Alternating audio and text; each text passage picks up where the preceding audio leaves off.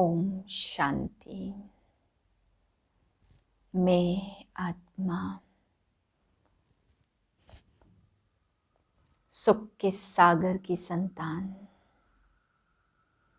Master दुख हरता सुख करता हूँ।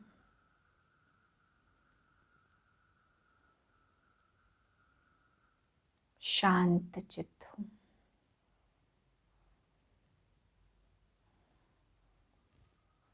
प्रकृति रूपी कमरे में विराजमान शांति से सृष्टि रंगमंच के पार्ट को देख रही हूँ।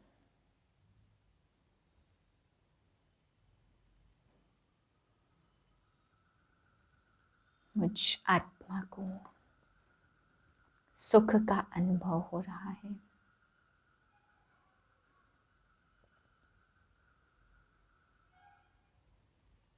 इसी स्थिति में आज के महावाक्य सुनते हैं। 25/2/2022 के महावाक्य हैं। आज बाबा हमें पूरी मुरली में काम और क्रोध, दो बातों के बारे में बाबा समझा रहे हैं। बाबा कहते बच्चे, ये दोनों का आपस में बहुत गहरा कनेक्शन है। बाबा कहते हैं काम क्रोध में जाने वाले बच्चे बाप की निंदा करते हैं। बाबा कह रहे बच्चे, तुम जितना ज़्यादा ज्ञान का चिंतन करेंगे उतना सब तरफ देखा जाता है कि बच्चों के चेहरे प्रफुल्लित रहते हैं, खुशी में रहते हैं।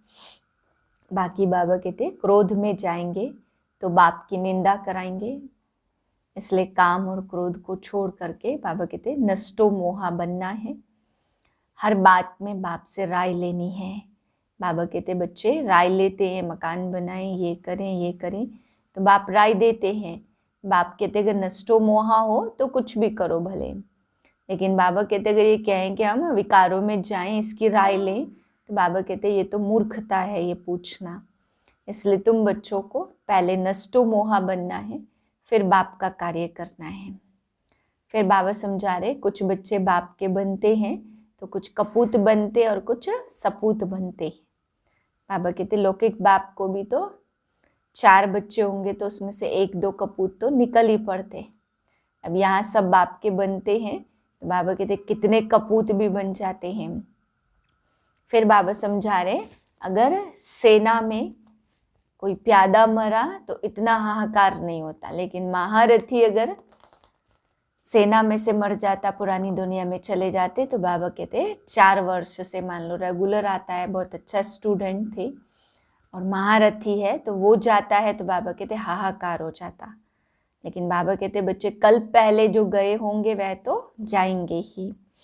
मीठे बच्चे कदम कदम पर बाप की श्रीमत पर चलना, बाप की शिक्षाओं को धारण करना, यही अपने ऊपर कृपा करना है। प्रश्न है बच्चू बादशाह और पीरू वजीर दोनों इस समय हर एक के अंग संग हैं, कैसे?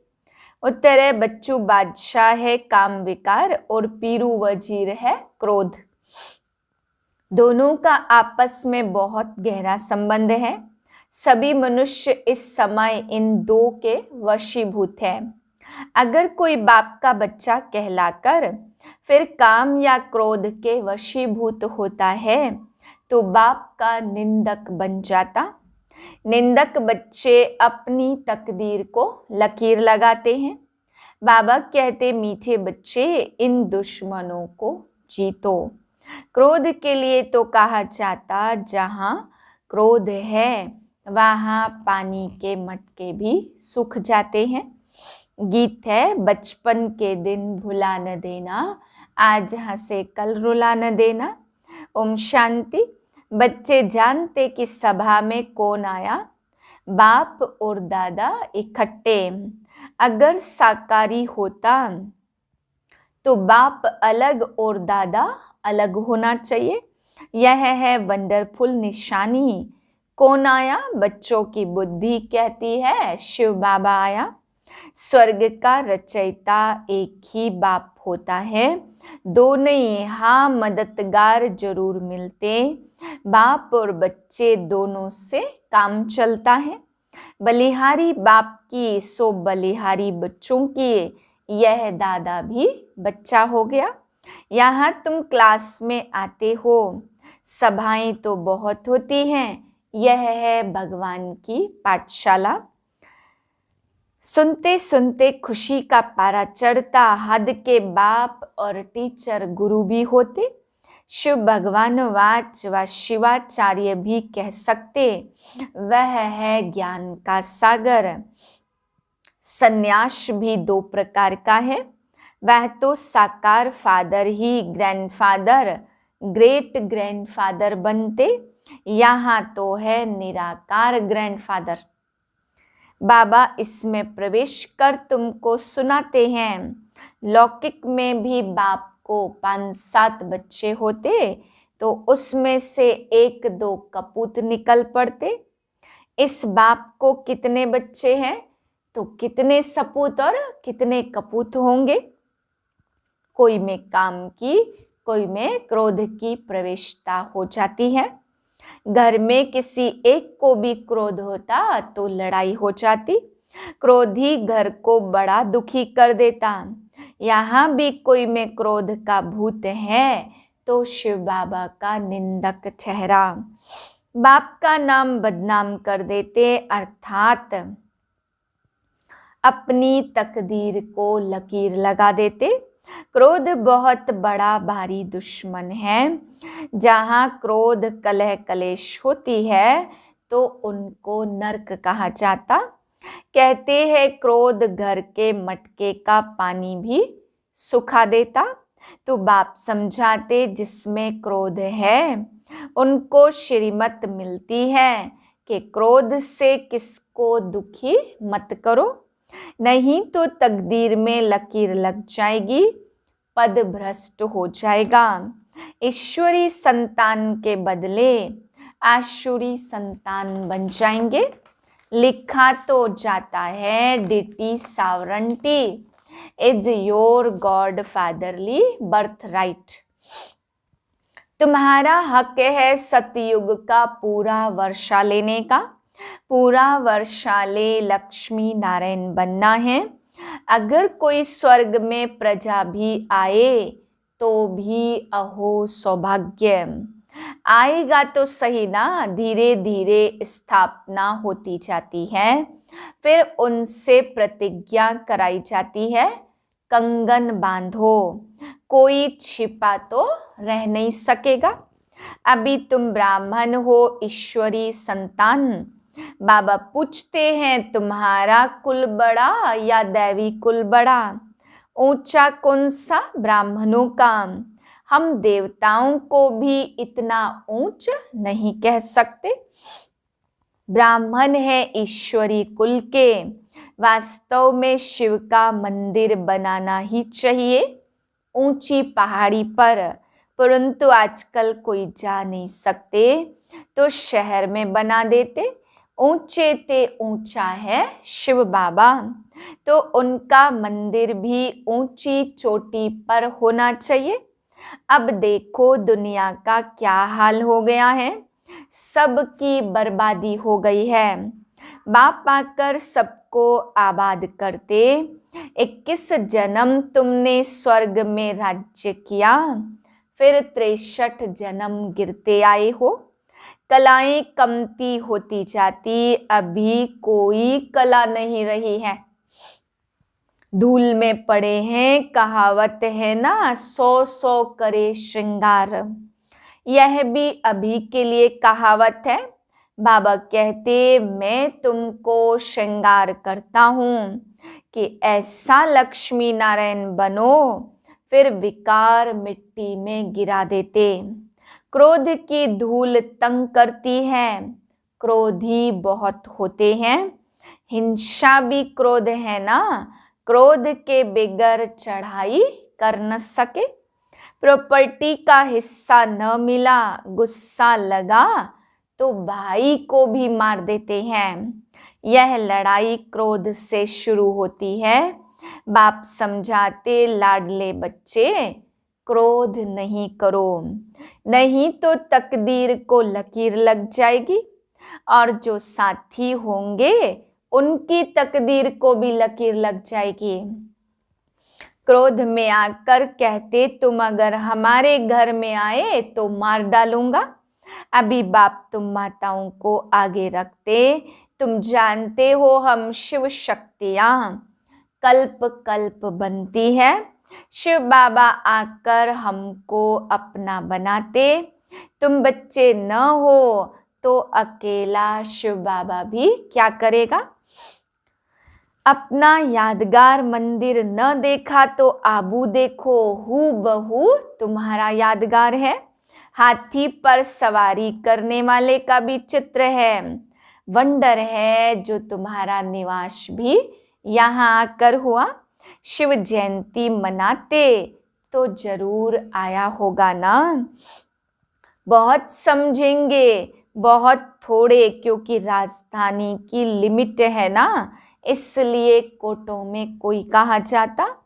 मम्मा बाबा कहकर फिर भूल जाते हैं। अहो माया तुम कितनी दुस्तर हो। बड़े बड़े कमांडर्स भी मर पड़ते, गोली लग जाती, सिपाही तो ढेर मरते हैं। जब बड़े बड़े मरते तो हाहाकार हो जाता। शिव शक्ति सेना में फलाने को माया ने मार डाला। यह फिर भी होना है, प्यादे मर जाए उनका इतना ख्याल नहीं। महारथी के लिए सब कहेंगे ना, हाय माया ने इनको मार डाला। ऐसे नहीं कि स्वर्ग में नहीं जाएगा, भल आएगा परंतु पद भ्रष्ट हो पड़ेगा। इसलिए बाबा कहते उस लाइन में नहीं जाना। कल्प पहले जो गए हैं वह तो जाएंगे ही। समाचार लिखते हैं फलाना 4 वर्ष से रेगुलर आता था, फिर माया ने पकड़ लिया।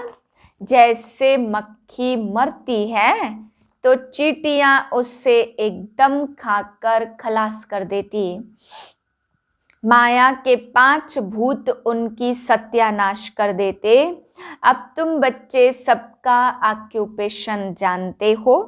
इस्लामी, बौद्धि, क्रिश्चियन कितने जन्म लेते, कितना बुद्धि का ताला खुल गया है। ज्ञान का तीसरा नेत्र जबरदस्त मिला है। बाप कहते गीता है सबसे मुख्य। सर्वशास्त्र शिरोमणि मूल बात है, निरंतर शिव बाबा को याद करो। जो बाप की श्रीमत पर पूरी रीति चलते रहते, उनकी याद भी वृद्धि को पाती रहेगी।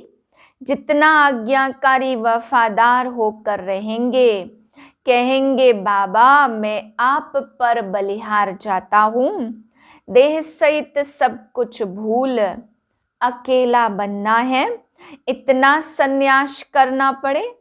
बहुत बच्चे हैं जो बिल्कुल बंधन मुक्त हैं, आते रहते हैं तो भी जैसे मोह के कीड़े। पति व बच्चों के साथ मोह है तो शिव बाबा के साथ बुद्धि योग लगा न सके। जब तक सच्ची दिल से साहेब पर बलिहार न जाएं, गपोड़े तो भल लगावे परंतु इसमें बलिहारी पूरी चाहिए। पूरा ट्रस्टी बनना है, कदम कदम पर श्रीमत लेनी पड़े। बहुत बच्चे हैं जो शिव बाबा को पोतामेल भेज देते, फिर पूछते हैं शादी कराएं, मकान बनाएं। बाबा कहते बल बनाओ, हर्जा नहीं। कभी ना नहीं की जाती। जब नष्टो मोहा बन जाते तो पूछने की भी दरकार नहीं है। ऐसे नहीं कि कोई पूछे विकार में जाऊं तो कहेंगे हाँ भले जाओ, नहीं यह तो फिर मूर्खता कहेंगे। बाकी कोई बात में नुकसान नहीं है तो भले करो। नष्टो मोहा हो फिर तो जो चाहे सो करो।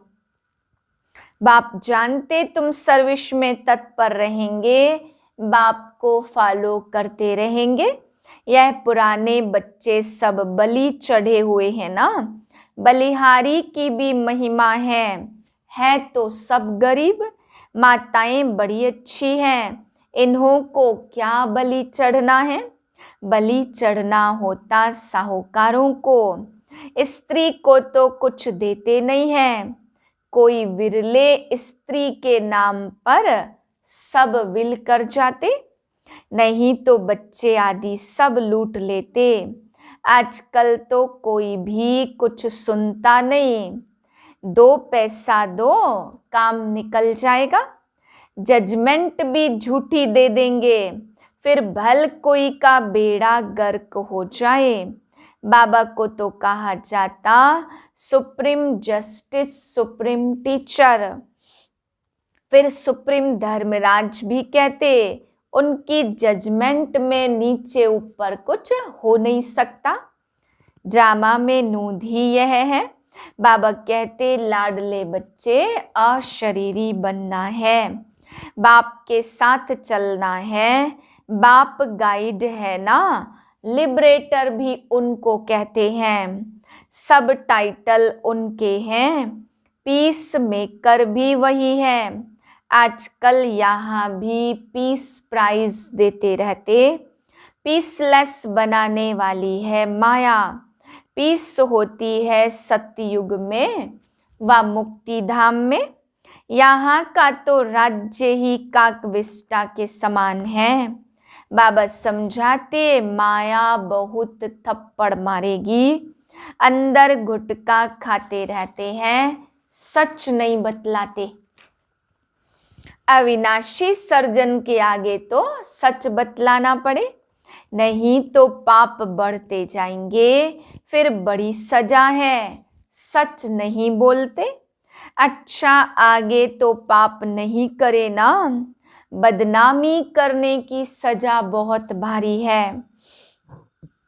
बाप आए हैं स्वर्ग का मालिक बनाने, इसमें जो विघ्न डालते वह सजा लायक बन जाते। असुर विघ्न डालते, तुम बच्चों को तो नहीं डालना चाहिए ना, इसमें ही तुम बच्चों का कल्याण है। क्रोधी का मुंह देखना भी पाप हो जाता। हियर नो इविल, क्रोधी का मुंह भी नहीं देखना चाहिए। लोभ मोह भी कम नहीं है। बच्चू बादशाह है काम और पीरू वजीर है क्रोध। यह दोनों बड़े डाकू हैं। क्रोध बड़ा गंदा डाकू है। सपूत बच्चे वह है जो बाप का पूरा वर्षा लेकर नाम वाला करते।